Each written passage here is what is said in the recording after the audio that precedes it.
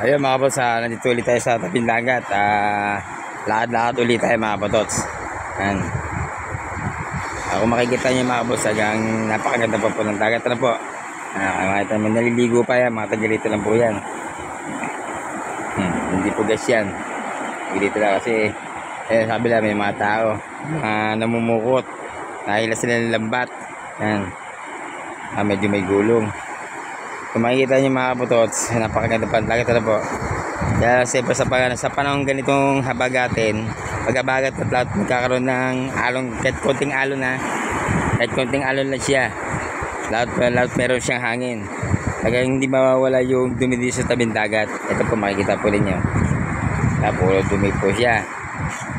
Yan, hanggang doon. Yan, puro dumi. Puro dumi po yan. Sa kabila, ganun din po. Nakikita po ninyo, ganda sa tabing dagat. Sa baybaying dagat po, puro dumi na, puro plastic, basura.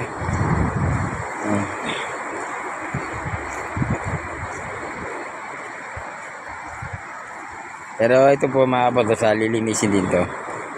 Hindi ko na alam kung kailan ito lilinisin. Kasi panahon ng tagulan. Pero pag ito once na naging amihanin na, yung amihan na siya, ay yung kasi amihan papalaot po yung hangin, di ba? Kaya yung mga dumi papalaot din. Pero pag ito habagat, papalapit ng mga dumi dito sa amin. Ayun, punta natin yung vendors. May dalawang vendors dito yung magkamuka. Punta natin. Halangan ng araw pa kasi. Ito yung vendors na magkamuka. Nagbabakasa kasi lang. Ayun, may bisita eh. Alam ko bisita. Ito yung mga nagpapatakbo ng mga jet ski pala, kausap nila. Ito taga-amin to. Punta natin ng mga vendors na ito. Tingnan natin kung anong paninda nila. Yan ang dalawang magkamuka. Yan. Bale, anong paninda niya, bale? Anong paninda niya? Ha? Alokan. Ito si Joel Perez. Ayan, taga-amin po yan. Tsaka ito si Parinano. Shout out to Ma'am Bless. Ito po yung paninda nila. Lokan. Ang tawag po dito sa amin, Lokan. Pero in English, clamshell.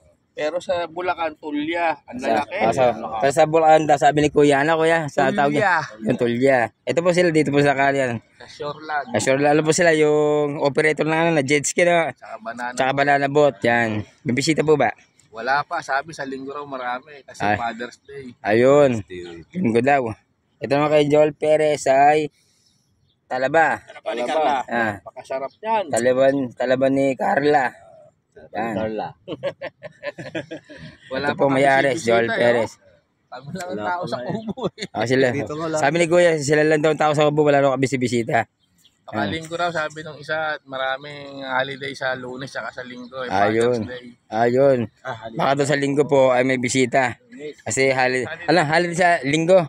Linggo Lunes. Linggo, Father's Day. Yung Lunes, holiday pa. Hindi ko alam kung anong holiday. Hindi ko naitanong eh. Ayun. Tingnan natin. Tama-tama yan. Makapagtinda tayo. Mga kapatid, sasama ba kayo sa akin? Ha? Galing na ba kayo doon? Walang buhay eh. Walang buhay din doon? Mga burao. Doon sa GC. Ayun o. Ano? Marami burao. Doon sa baybay. Burao. Ay naku, wala pa lang kabuhay-buhay. Walang buhay. Hindi, wala pa kayong bawas. Nagtatanong din kung gusto isda. Gusto pala, 100 kilo. Mura no. Kaya dito mo na ako. Kalagala mo na. Yung mga kapotos lang natin, mga paninda nila. Alam nyo na. Clamshell sa Talaba ay pinanguhan lang nila. Wala silang puhunan doon, panguwalaang. Sebes, mayroon pa si mamuhunan ngayon. Pag nato alangan ng araw. Pero lang tayo kung sariling huli mo, pwede. Kasi ginagawa namin dyan, pag sariling huli, at walang bisita dito, pwede dalhin sa palengke, babaksak. Diba? Ako magginagawa ko naman, yung mahuli dito sa amin, tulad ngayon, wala pa nadating, di ba? Wala pa nadating, baka mamaya may isda ako niyan. So, alam ko na walang bisita dito eh. Tadinig ko doon sa masukoy ko sa bayan. Sa paikot-ikot ko sa Nasugbo. Kapag medyo matumal, wala na bumibili, sinasama ko si Commander, binabalik ako si Commander kasi siya maraming sukoy sa loob ng palengke. Doon lang binabaksak. Yan. Ay mga yan, ano, pag yung bato Sabot Linggo, ano yan, magdindali mga yan. Magkakaroon din na isda yan. Sa totoo lang po, nung nakaraang Sabado, mabibilang nyo dito, mabibilang yung bisita dito. Ewan kung bakit. Kasi ngayon nagkaganito dito yun. Dati, Sabot Linggo, marami ng bisita. Ngayon, Sabot Linggo, ang konti. Lalo na Sabado, ilan lang. Pinahirapan ako. Nakaubos po ako, linggo ng tanghali. Ayan. Ayan, dumi po, ayan ah. Ito po ibig sabihin ng habagat, puro dumi na. Puro dumi na yung tabing dagat. Pero yung, dito lang po sa tabi yan ha. Pero pagdating po sa dagat dyan, okay, malinis yan. Pero lilinisin din yan. Ayan ah. Ayan. Linisin din kasi pagdating Sabado, kailangan malinis to para may dumating na bisita. Kasi pag hindi na nilinis to, baka ayaw mga bisita maligo dito, di ba? Kaya kailangan bago magsabado, malinis to. Kasi tapat-tapat po yan. Ito, yan oh. Tulad yan. Tapat-tapat po yan. Tapat mo, linis mo. Yan. Dito tayo sa Wawa. Tingnan natin kung ano buhay doon sa Wawa. Papuntang Wawa sa mga resort doon. Ito mga boss, puro lang yan. Puro taga dito sa bayan. Alam ko naman pag bisita o hindi eh. Ayo, yung lifeguard tower. Medyo mataas na.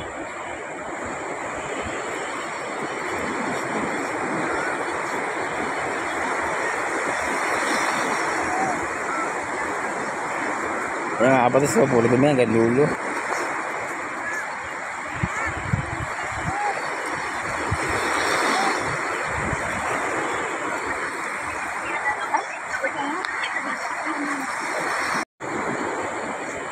Yung mga kapatos, tama nga pala sinabi ng dalawang magkamukha. Wala nga palang bisita dito. Ayan o. Ito, Wawa na po ito eh. Wawa, sakap na po ito na Wawa. Tapos yung sabi lang nyo, Wawa na rin po yun. Kasi kung may mga bisita dito, may mga naliligo na. Wala po naliligo. Ito yung tinatambayan ko rin. El Cacar Beach Resort. Parang ganda pa talaga ng dagat oh. Kasi itong duming ko, dito lang po ito. Wala na po yung dumi, wala na po dumi yan. Lilinisin din ko. Yung mga boss, huwag tayo pumunta doon. Napagod lang tayo. Tara, balik tayo sa atin. Let's go.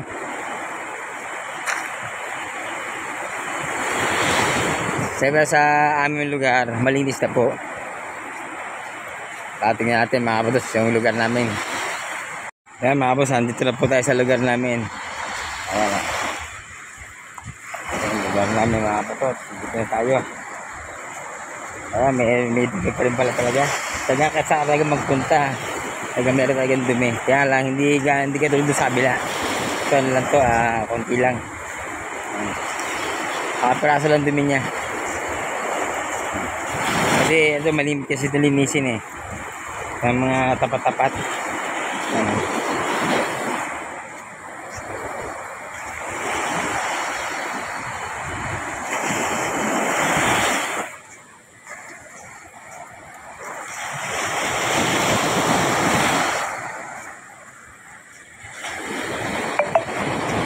Tayo mga kapatid, dito kami tumatambay din. Dami namin tinatambayan dito eh. Ayan mga kapatid, makita nyo mga kapatid, malinis po dito. Medyo may mga konti lang. Pero ito talaga, ito sa lugar namin, tuwing Sabado, bago magsabado, nililinis talaga. Kaya yung mga guests, magpuntahan. Para maalis sila sa paliligo kasi pag madumi hindi maalis sa paliligo yan, di ba na po? Tulad dito tulad yan ayan, malinis na po yan mamaya lilinisin niya sa hapon kasi hindi taga dito sa amin yung mga tapat-tapat dito taga masisipag maglinis.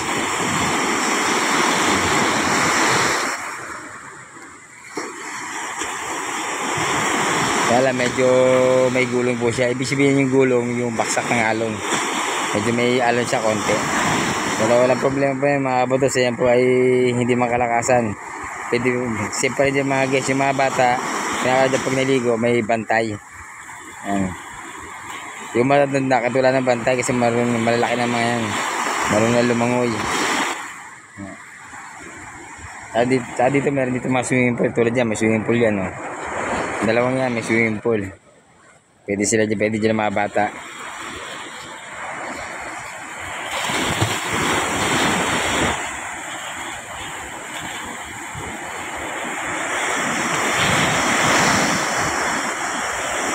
Nakabaksak. Pag ito talaga sa amin talaga, yung at panahon ng abagat talaga.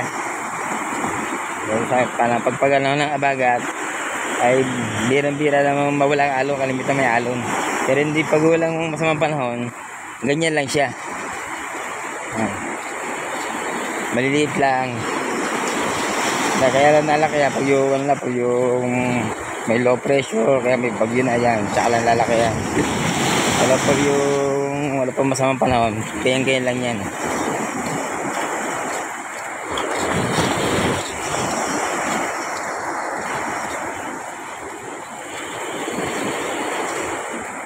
Malinis po yan mga, puro bangka dito. Ito, malapit ako sa atin. Sa amin pala. Pero sa laot dyan, makabutot sa kalamatang sa laot. Mahina po yan, kaya pwede lumaot talaga.